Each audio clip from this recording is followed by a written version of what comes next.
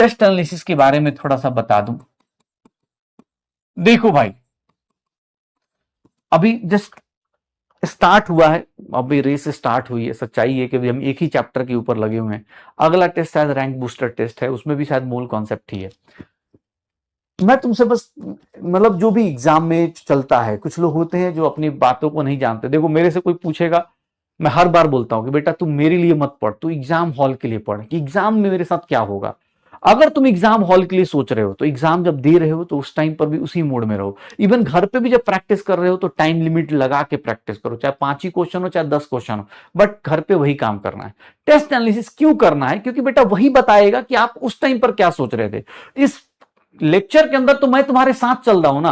Teacher जब चिल्ला रहे हैं तब तो तुम क्वेश्चन सही कर ही लोगे, क्योंकि टीचर साथ में खड़ा है। एग्जाम हॉल में तुम अकेले होते हो, तुम्हारा दिमाग होता है, तो वो कैसा सोच रहा है और उसके ऊपर वर्क करने के लिए बेटा साल मतलब जो भी 10 महीने बचे हैं उसके ऊपर वर्क करना होता है। तो इसलिए टेस्ट एनालिसिस बहुत ज्यादा जरूरी है। प्लीज ध्यान सुनना। तुम्हारे मार्क्स अभी 400 आ रहे हैं, 300 आ रहे हैं, पिछले नीट में कितने आए, रीनीट में कितने आए, इन सब चीजों से ज्यादा फर्क ये पड़ेगा कि आप अभी अपने अंदर कितने सारे चेंजेस लेके आ रहे हो। अगर आप किसी भी सब्जेक्ट का टेस्ट एनालिसिस कर रहे हो, चाहे बॉटनी हो, जूलॉजी हो, केमिस्ट्री हो, फिजिक्स हो, तो कोई भी सब्जेक्ट ले रहे हो तो आप ऐसे सब्जेक्ट लिख लिया करो कि यार ये सब्जेक्ट है। पहले सब्जेक्ट लिखा सर, उसके अपने मार्क्स लिख दिए कि हाँ भाई इतने मार्क्स आ रहे हैं। मान लो मैंने कोई भी सब्जेक्ट लिया, मैंने 140 नंबर ले लिया 180 में, भैया इसमें से राइट लिख दो, ठीक है, रॉन्ग लिख दो। अब राइट में भी भैया राइट का भी अलग, मान लो राइट में मान लो मेरे 20 क्वेश्चन 30 क्वेश्चन थे, चाहे कितना लिख दूं सर, मान लो 38 क्वेश्चन साइड थे, तो 38 क्वेश्चन में भी 100% जब मैं एग्जाम दे रहा था 100% कॉन्फिडेंस कितने राइट में था मेरा। सर आप जब एग्जाम देते टाइम, एक होता है तुक्के में लग गया, 50% कॉन्फिडेंस किसमें था, और एक होता है कि तुक्के में लग गया। राइट की भी एनालिसिस करो कि भाई मुझे पता तो चले, पता चला तुक्का मार रहा हूं और वही सब सही चल रहा है। अभी कुछ लोग के साथ हो रहा होगा, हो सकता है क्वेश्चन रिपीट टाइप लग रहा होगा, तुक्का मार दिया निकल गए। भाई राइट का भी एनालिसिस करो, क्यों? क्योंकि वो तुमको बताएगा कि भैया ये ओरिजिनल है। कॉन्फिडेंस 100% कि भैया 38 में से मान लो मेरे पास 25 क्वेश्चन थे, 50% 10 क्वेश्चन थे, तुक्के में 3 क्वेश्चन आए, तो ये तुमको एनालाइज करना है, ये तुमको काम करना है। जब फिजिक्स का करो, केमिस्ट्री किसी का भी कर भाई, अगर तुम खुद से ऑनेस्टली अपना एनालिसिस करते हो तो उसमें राइट में कितना था जब तुम बटन क्लिक कर रहे थे। अब बाद में बोले सर मैं तो 38 का 38 राइट में था, बहुत बढ़िया, अगर आप सही में 38 पर बहुत अच्छी बात है, फिर इसका मतलब आपका अच्छी तैयारी है, अगले टेस्ट में देख लेंगे। लेकिन ये एनालिसिस तुम खुद के लिए करो, किसी को बताने के लिए नहीं, मेरे को बताने के लिए, घर वालों को बताने के लिए नहीं। एक सिंपल सा एक डायरी रखो जिसका नाम रख दो, ठीक है, मतलब जो तुम्हें रखना है, जैसे मिस्टेक बुक रखना है, मैं तो कहता हूं भाई जेनजी हो तुम, हाँ ठीक है, तो कुछ भी नाम रख दो, ठीक है, कि भैया क्या है तुम्हारा मिरर इमेज है और क्या है, और कुछ नहीं। भाई तुमको ये सोचना है कि भाई तुम्हारा मिरर इमेज कैसे तुमको दिख रहा है। जब तुम एग्जाम में जाते हो तुम रहते हो या नहीं रहते हो, तुम्हें तुम्हारे ऊपर कंट्रोल रहता है कि नहीं रहता है। गलत कर रहे तो गलत में भी क्यों गलत कर रहे, रॉन्ग किसके कारण हुआ सर, रॉन्ग किसके कारण हुआ। अब रॉन्ग में मान लो प्रैक्टिस की कमी है सर, प्रैक्टिस नहीं है सर, उसके कारण कैलकुलेशन टाइम लग गया, कैलकुलेशन में मिस्टेक हो गई, उसका क्या करूं। अब भैया क्या हो रहा है, तुक्का गलत कर दिया है वो भाई साहब। एक होता है कि भाई मतलब होता है ना कि क्या बोलते हैं, कॉन्सेप्ट ही या चैप्टर ही नहीं पढ़ा है सर, रिवीजन मतलब सिलेबस ही नहीं हुआ है, तो भाई वो तुमको पता होना चाहिए कि हाँ चल सिलेबस में नहीं हुआ, चल ठीक है 4 क्वेश्चन, इसको लोड ले नहीं लेना है। भाई ये सब चीजों पे वर्क करो कि यार प्रैक्टिस का, पेशेंस का क्या गेम था, गलत पढ़ लिया क्या क्वेश्चन, हर एक क्वेश्चन को 180 क्वेश्चन आप अटेम्प्ट जब कर रहे हो ना, तो उस 180 को भाई टाइम दो, एनालाइज करो कौन सा क्वेश्चन मैंने सही से सही अटेम्प्ट किया। सर बाकी तो मार्क्स आ रहे हैं, जितना आना है आ रहे। हाँ मैं ऐसे लोग को जानता, शुरुआत में भी 680 आ रहे, 2 महीने बाद वही बच्चा मैसेज करेगा सर मार्क्स डाउन हो गए, क्योंकि बेटा अभी शुरुआत में जब ज्यादा मार्क्स आ रहे तब आपने एक एरर बुक नहीं बनाई, अपनी मिस्टेक बुक नहीं बनाई। अभी तो आपको अच्छा लग रहा है, 2 चैप्टर पढ़े हो, मोल कॉन्सेप्ट पढ़ा है, बेसिक मैथ पढ़ा है, बेसिक मैथ में भाई नंबर आ जा रहे, फिजिक्स में वेक्टर आ रहा होगा, यूनिट डायमेंशन आ रहा होगा, बेटा चैप्टर तो अब चालू हो रहा होगा शायद, अब तो स्ट्रेट लाइन, हाँ स्ट्रेट लाइन, प्रोजेक्टाइल अब चालू होगा, बॉटनी जूलॉजी में भी अभी चैप्टर चालू होगा।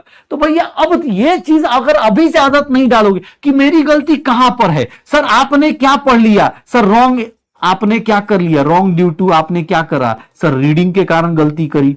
जैसे मैं अपनी गलती बताता हूं, मुझे पता है कि मैच द कॉलम में भैया मैंने सारे ऑप्शन मैच नहीं करे, इसके कारण मेरे गलत होते थे, बहुत सारे टाइम पे मैंने गलत किए हुए। जैसे जेई का जब पेपर देते हो उसमें क्या होता है, एक ही ऑप्शन के 3-4 ऑप्शन चेक करने होते हैं, तो भाई आदत नहीं थी, मैं जल्दी जल्दी कर लेता था। तो वो चीज मैंने खुद को एक्सेप्ट करी कि यार मेरे रॉन्ग इसलिए हो रहे।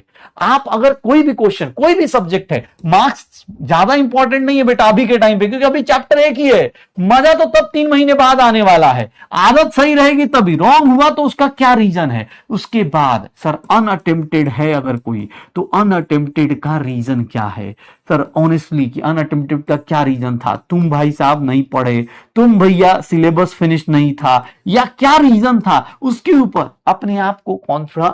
उसके बाद एक होता है ना कि सेल्फ एनालिसिस, आप खुद को बताओ कि एग्जाम में मैं क्या सोच रहा था, सेल्फ इंप्रूवमेंट कहां कहां हो सकता है। बेटा ये सब कुछ एक पेज पे लिखो, क्योंकि लिखोगे ना तो ही पता चलेगा। सोचने वाले लोग सोच के चले जाते हैं, मैं सच बता रहा हूं। अगर आप अभी, आप किसी बोले सर इसमें तो 2-3 पेज भर जाएंगे मेरा, शुरुआत में ज्यादा टाइम लगेगा, और यस टाइम लगेगा, अभी तुम्हारे पास टाइम है इसलिए बोल रहा हूं। 2 महीने बाद ना अगर हैबिट हो गई तो आपको ज्यादा टाइम नहीं लगेगा, आपको पता होगा कि हाँ यार ये ऐसे ऐसे मुझे देखना है, ठीक है।